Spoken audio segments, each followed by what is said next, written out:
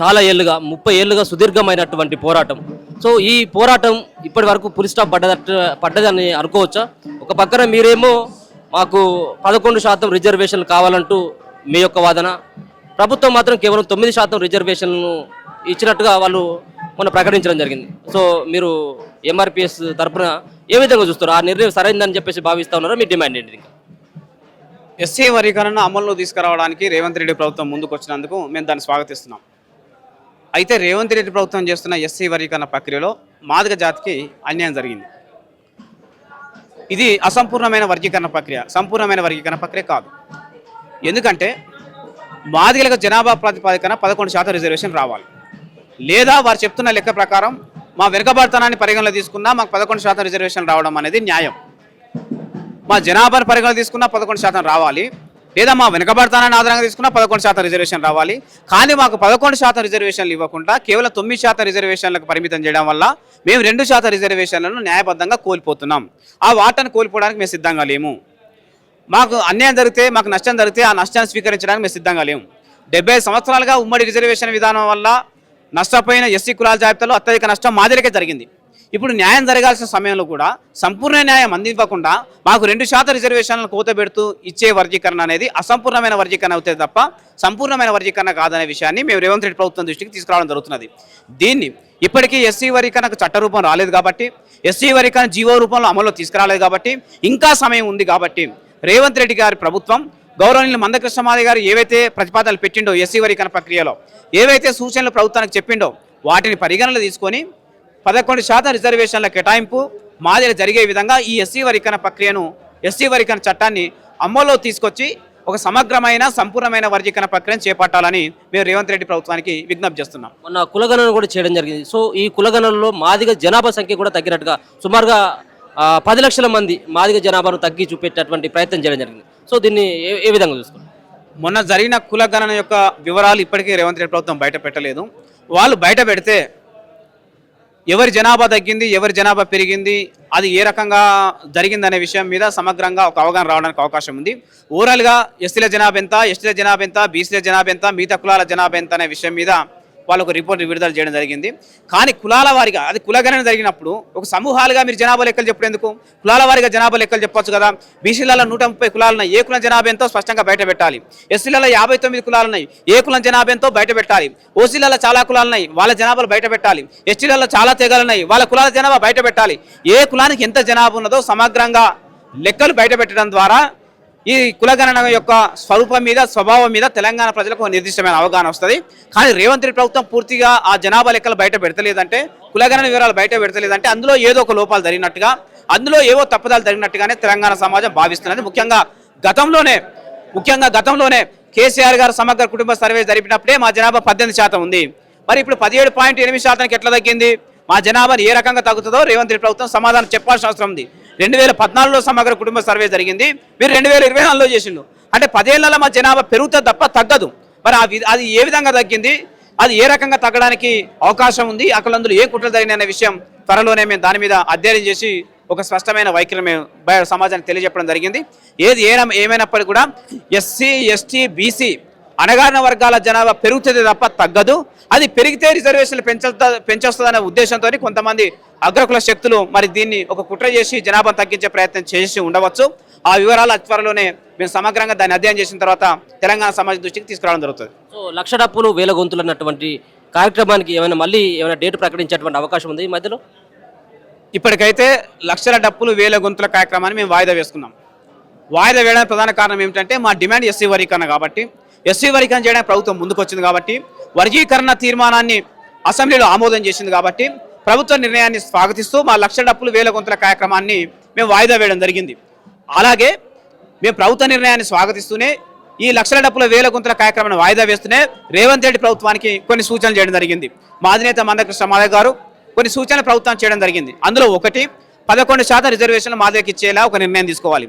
రెండోది, కులాల వివిధ గ్రూపుల్లో ఏవైతే కులాలను చేర్చిందో ఆ చేర్చడంలో జరిగిన లోపాలను సరిదిద్దే విధంగా, ఉదాహరణకు గ్రూప్ 1లో ఉన్నటువంటి పంబాల కులాన్ని, గ్రూప్ 1లో ఉన్నటువంటి మన్నె కులాన్ని, ఇవి 2 మెరుగైన కులాల జాబితాలు ఉన్నాయి కాబట్టి వాళ్ళని తీసుకెళ్లి గ్రూప్ 3లో కలపాలనే ఒక న్యాయబద్ధమైనటువంటి ప్రతిపాదన మందకృష్ణ రేవంత్ రెడ్డి ప్రభుత్వం మీద పెట్టిండు. ఈ 11% రిజర్వేషన్ల మీద అలాగే ఉపకులాల మీద గ్రూపులో చేర్చే అంశాల మీద ప్రభుత్వం తగిన నిర్ణయం తీసుకునేంత వరకు మేము వేచి చూస్తాం. ప్రభుత్వం దృష్టికి ఈ సమస్యను మొన్ననే మందకృష్ణ బహిరంగంగా ప్రకటించడం జరిగింది. ఇది ప్రభుత్వం పరిశీలించి వాళ్ళు ఈ విషయం మీద ఏ వైఖరి తీసుకుంటారో దాన్ని బట్టి మా భవిష్యత్ ఉద్యమ కార్యాచరణను మేము నిర్ణయిస్తాం. కానీ ఒకవేళ భవిష్యత్ ఉద్యమ కార్యాచరణ అది ఒకవేళ రూపం తీసుకోవాలనుకున్నప్పుడు మాత్రం తప్పనిసరిగా మా డప్పు మీదనే ఆ కార్యక్రమం ఉంటుంది. లక్ష డప్పుల కార్యక్రమం తప్పనిసరిగా భవిష్యత్తులో ఉంటుందని చెప్పేసి మేము స్పష్టంగా తెలియజేస్తున్నాం. సో మాదిగ సామాజిక వర్గానికి చెందినటువంటి మీ యొక్క నేత మంత్రివర్గంలో ఉన్నటువంటి దామోదర రాజనరసింహ పైన కూడా మీ నాయకుడు నిన్న కామెంట్ చేయడం జరిగింది. సో ఆయన మౌనముని ఆయన మంత్రి పదవికి అనర్హుడు అంటూ కూడా వ్యాఖ్యలు చేయడం. సో ఎందుకు అటువంటి వ్యాఖ్యలు చేయాల్సినటువంటి పరిస్థితి వచ్చింది? మంత్రివర్గంలో ఉన్నటువంటి దామోదర రాజనరసింహ గారు, ఈ ఎస్సీ వర్గీకరణ ఉపసంఘంలో ఉన్న దామోదర రాజనరసింహ గారు, అలాగే జస్టిస్ షమీమ్ అఖ్తర్ గారి నివేదికలను సిఫారసులను అమలు చేసే క్రమంలో మంత్రివర్గ ఉపసంఘంగా ఉన్నటువంటి దామోదర రాజనరసింహ గారు మాదిగ జాతి గొంతు వినిపించడం విఫలమైండు. మాదిగ జాతి ప్రతినిధిగా తన పాత్రను నిర్వర్తించడం విఫలమైండు. ఆయన నిజంగా నీతిగా నిజాయితీగా చిత్తశుద్ధితో పనిచేస్తే ఇవాళ 11% రిజర్వేషన్ మాదిగకు లభించి ఉండేవి. 11% రిజర్వేషన్లు రాబట్టడంలో 11% రిజర్వేషన్ సాధించి పెట్టడంలో ఒక మంత్రిగా దామోదర రాజనరసింహ గారు విఫలమైన విషయం మాదిగ జాతికి మొత్తం తెలుసు. ఆయన మాదిగ జాతికి ఎంత అన్యాయం జరిగింది ఆయన స్పష్టంగా తెలుసు. అలాగే మాదిగ జాతి జనాభా ఎంతుందో ఆయన స్పష్టంగా తెలుసు. ఇవి రెండు తెలిసిన తర్వాత కూడా ఇవాళ మంత్రివర్గ ఉపసంఘంలో ఉండి ప్రభుత్వంలో ఉండి మాదిగలకు 11% రిజర్వేషన్లను రాబట్టడంలో మరి ఆయన ఏ కర్తవ్యం నిర్వర్తించినట్టు, ఏ పాత్ర పోషించినట్టు అది ఆయన అంతరాత్మకు తెలుసు. మాదిగలకు అన్యాయం జరుగుతుంటే చూస్తూ మౌనంగా ఉండడే తప్ప మాకు న్యాయం చేసే విధంగా తన పాత్ర పోషించలేదు. అందువల్ల ఈ వర్గీకరణ ప్రక్రియలో ఆయన అసమర్థంగా నిలబడ్డట్టుగానే మా అధినేత ప్రకటించాడు. దానికి మేము ఇప్పటికీ కట్టుబడి ఉన్నాం. ఆయన సమర్థమైన పాత్ర పోషించి ఉంటే ఇవాళ ఈ నష్టం మాదిగలు జరిగేది కాదు. ఈ 2% రిజర్వేషన్ మేము కోల్పోయే వాళ్ళం కాదు. నిన్న మోత్కుపల్లి గారు ఈ సంబంధించిన విషయం గురించి కూడా మాట్లాడడం జరిగింది.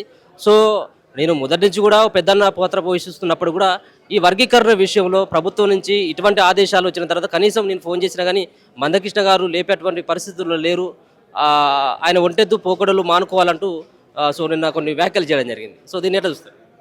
మోతుపల్లి నరసింహ గారు మా జాతికి పెద్దన్న లాంటి వాళ్ళు ఏదో విధంగా వర్గీకరణ అయిపోవాలని చూడడం కాదు, శాస్త్రీయంగా వర్గీకరణ జరగాలి, మాదిగ జాతికి తగిన న్యాయం జరగాలి.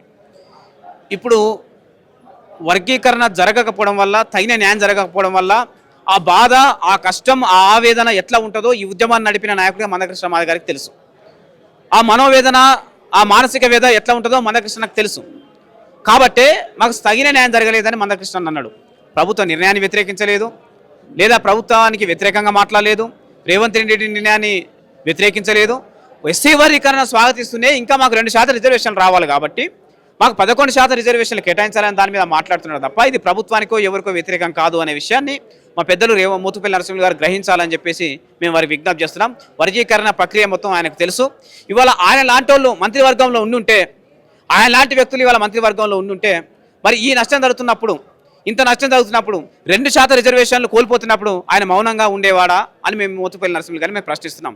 ఆయనే ఈ మంత్రివర్గ ఉపసంఘంలో ఉంటే, ఆయనే ఇవాళ ప్రభుత్వంలో ఉంటే, ఆయనే క్యాబినెట్ మినిస్టర్గా ఉండుంటే మాదిగలకు 2% రిజర్వేషన్లు నష్టం జరుగుతుందని తెలిస్తే ఆయన మౌనంగా ఉండేవాడా, ఆయన దాన్ని సమర్థించేవాడా? వారు ఆత్మపరిశీలన చేసుకోవాలని చెప్పేసి నేను విజ్ఞప్తి చేస్తున్నాను.